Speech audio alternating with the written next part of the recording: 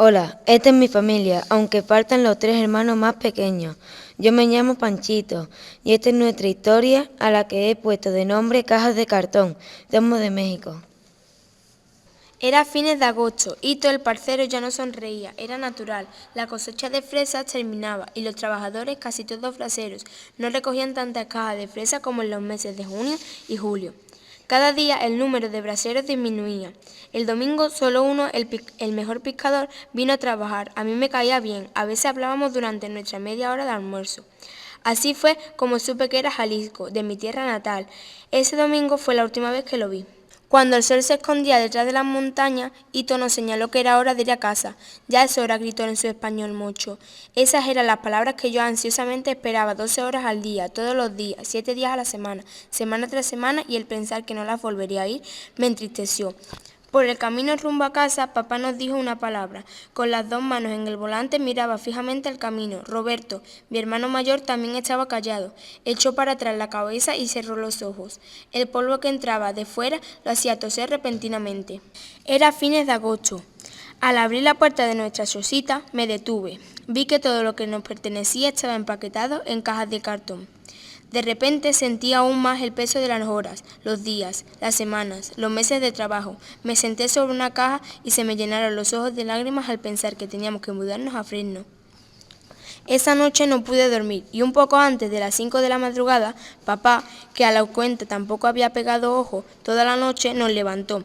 A los pocos minutos los gritos alegres de mis hermanitos para quien la mudanza era una aventura rompieron el silencio del amanecer. Los ladridos de los perros pronto lo acompañaron. Mientras empacábamos los trastes del desayuno, papá salió para encender la carcachita. Ese era el nombre que papá le puso a su viejo Plymouth negro. Lo compró en una agencia de carros usados en Santa Rosa. Papá estaba muy orgulloso de su carro. Mi carcachita lo llamaba cariñosamente. Tenía derecho a sentirse así. Antes de comprarlo, pasó mucho tiempo mirando a otros carros. Cuando al final escogió la carcachita, la examinó palmo a palmo. Escuchó el motor inclinando la cabeza de lado a lado como un perico, tratando de detectar cualquier ruido que pudiera indicar problemas mecánicos. Después de satisfacerse con la apariencia y los sonidos del carro, papá insistió en saber quién era el antiguo dueño del carro. Nunca lo supo, pero compró el carro de todas maneras. Papá pensó que el dueño debió haber sido alguien importante porque en el asiento de atrás encontró una corbata azul. Papá estacionó el carro enfrente a la choza y dejó andando el motor. ¡Listo!, gritó sin decir la palabra. Roberto y yo comenzamos a cargar las cajas de cartón al carro. Roberto cargó las dos más grandes y yo las más chicas. Papá luego cargó el colchón ancho sobre la capota del carro y lo amarró a los parachoques con sogas para que no se volara con el viento del camino. Todo estaba empacado menos la olla de mamá. Era una olla vieja y galvanizada que había comprado en una tienda de segunda en Santa María. La olla estaba llena de abolladuras y mellas, y mientras más abollada estaba, más le gustaba a mamá. Mi olla, la llamaba orgullosamente. Sujeté abierta la puerta de la chocita y mientras mamá sacó cuidadosamente su olla, agarrándola por las dos asas para no derramar los frijoles cocidos. Cuando llegó al carro, papá tendió las manos para ayudarla con ella. Roberto abrió la puerta posterior del carro y papá puso la olla con mucho cuidado en el piso detrás del asiento. Todos subimos a la carcachita. Papá suspiró, se limpió el sudor de la frente con las mangas de la camisa y dijo con cansancio: «Es todo». Mientras nos alejábamos, se me hizo un nudo en la garganta. Me volví y miré a nuestra chocita por última vez. Al ponerse el sol, llegamos a un campo de trabajo cerca de Fresno. Ya que papá no hablaba inglés, mamá le preguntó al capataz si necesitaba más trabajadores. No necesitamos a nadie, dijo él rascándose la cabeza. Pregúntale a Sullivan. Mire, siga este camino hasta que llegue a una casa grande y blanca con una cerca alrededor. Allí vive él. Cuando llegamos allí, mamá se dirigió a la casa. Cruzó la cerca pasando entre filas de rosales hasta llegar a la puerta. Tocó el timbre, luces del portal se encendieron y un hombre alto y fornido salió. Hablaron brevemente. Cuando él entró en la casa, mamá se apresuró hacia el carro. Tenemos trabajo. El Señor nos permitió quedarnos allí toda la temporada, dijo un poco sofocada, de gusto y apuntando hacia un garaje viejo que estaba cerca de los establos. El garaje estaba gastado por los años, roídas por comejenes. Las paredes apenas sostenían el techo agujereado. No tenía ventanas y el piso de tierra suelta, ensabanada, todo el polvo. Esa noche, a la luz de una lámpara de petróleo, desempacamos las cosas y empezamos a preparar la habitación para vivir. Roberto enérgicamente se puso a barrer el suelo. Papá llenó los agujeros de las paredes con periódicos viejos y hojas de lata. Mamá les dio a comer a mis hermanos.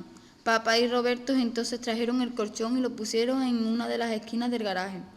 Viejita, dijo papá, dirigiéndose a mamá, tú y los niños duermen en el colchón, Roberto, Panchito y yo dormiremos bajo los árboles.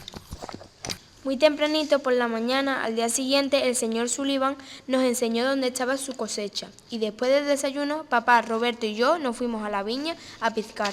A eso de las 9, la temperatura había subido cerca de 100 grados. Yo estaba empapada en sudor y mi boca estaba tan seca que parecía como si me hubiese estado masticando un pañuelo. Fui al final del surco, cogí la jarra de agua que habíamos llevado y comencé a beber.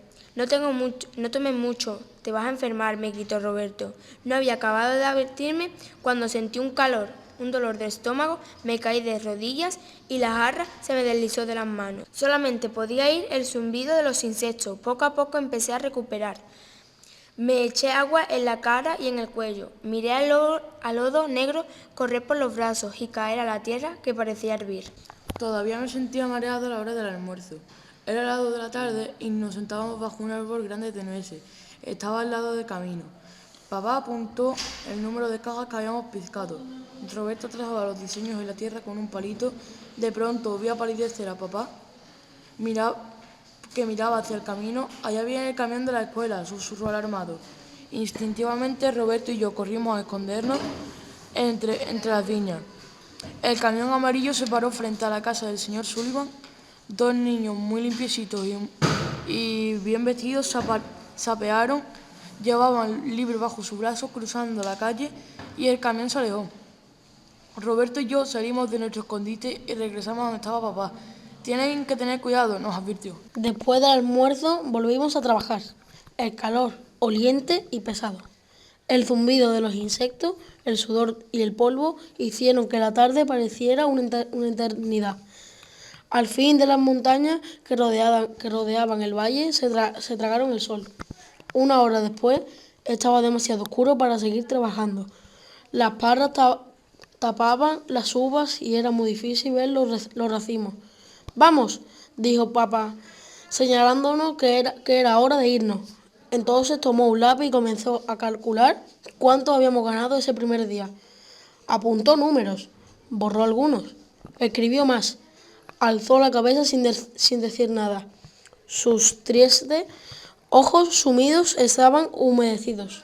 Cuando regresamos del trabajo, nos bañamos afuera con el agua fría bajo una manguera. Luego nos sentamos a la mesa hecha de cajones de madera y comimos con hambre la sopa de fideos, las papas y las tortillas de harina blanca recién echadas. Después de cenar, nos acostamos a dormir, listo para empezar a trabajar de la salida del sol. Al día siguiente, cuando desperté, me sentía magullado. Me dolía todo el cuerpo. Apenas podía mover los brazos y las piernas. Todas las mañanas, cuando me levantaba, me pesaba lo mismo hasta que los músculos se me acostumbraron a ese trabajo. Era lunes, la primera semana de noviembre. La temporada de uvas había terminado y yo podía ir a la escuela. Me desperté temprano esa mañana y me quedé acostado mirando a la estrella y saboreando el pensamiento de no ir a trabajar y de empezar el sexto grado por primera vez ese año. Como no podía dormir, decidí levantarme y desayunar con papá y Roberto. Me senté cabizbajo frente a mi hermano. No quería mirarlo porque sabía que estaba triste. Él no asistiría a la escuela hoy, ni mañana, ni la próxima semana. Iría hasta que se acabara la temporada de algodón. Y eso sería en febrero. Me froté las manos y miré la piel seca y manchada de ácido enrollarse y caer al suelo.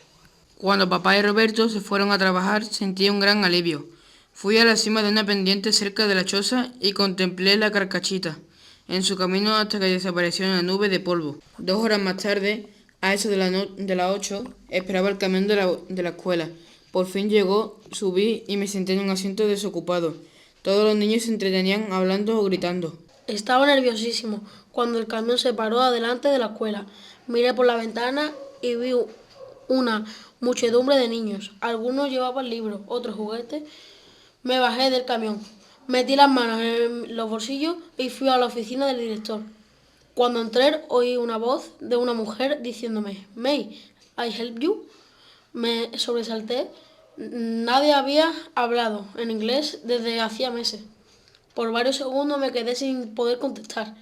Al fin, después de mucho esfuerzo, conseguí decirle en inglés que me quería matricular en el 6º grado. La señora entonces me hizo una serie de preguntas que me parecieron impertinentes. Luego me llevó a la sala de clase. El señor Lema, el maestro de 6º grado, me saludó cordialmente, me asignó un pupitre y me presentó a clase. Estaba tan nervioso y asustado en ese momento cuando todos me miraban que deseé estar con papá y Roberto piscando algodón. Después de pasar lista, el señor Lema le dio a la clase la asignatura de la primera hora. Lo primero que haremos esta mañana es terminar de leer el cuento que comenzamos ayer, dijo con entusiasmo. Se acercó a mí, me dio su libro y me pidió que leyera. Estamos en la página 125, me dijo. Cuando lo oí sentí que toda la sangre me subía a la cabeza. Me sentí mareado. Quisiera leer. Me preguntó, en un tono indeciso. Abrí el libro en la página 125, sentía la boca seca, los ojos se me comenzaron a aguar. El señor Lema entonces le pidió a otro niño que leyera. Durante el resto de la hora me empecé a enojar más y más conmigo mismo. Debía haber leído, pensaba yo. Durante el recreo me llevé el libro al baño y lo abrí por la página 125. Empecé a leer en voz baja pretendiendo que estaba en clase. Había muchas palabras que no sabía. Cerré el libro y volví a la sala de clase. El señor Lema estaba sentado en su escritorio. Cuando entré me miró sonriendo. Me sentí mucho mejor. Me acerqué a él y le pregunté si me podía ayudar con las palabras desconocidas. Con mucho gusto, me contestó. El resto del mes me pasé mis horas de almuerzo estudiando ese inglés con la ayuda del buen señor Lema. Un viernes, durante la hora del almuerzo, el señor Lema me invitó a la que acompañara a la sala de música. ¿Te gusta la música?, me preguntó. Sí, muchísimo, le contesté entusiasmado. Me gustan los corridos mexicanos. Él entonces cogió una trompeta y la tocó, me la pasó.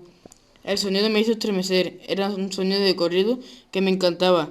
¿Te gustaría aprender a tocar este instrumento?, me preguntó. Debió haber comprendido la expresión en mi cara, porque antes que yo respondiera, añadió, te voy a enseñar a tocar esta trompeta durante las horas del almuerzo. Ese día casi no podía esperar el momento de llegar a casa y contarles las nuevas a mi familia. Al bajar del camión me encontré con mis hermanitos que gritaban y brincaban de alegría.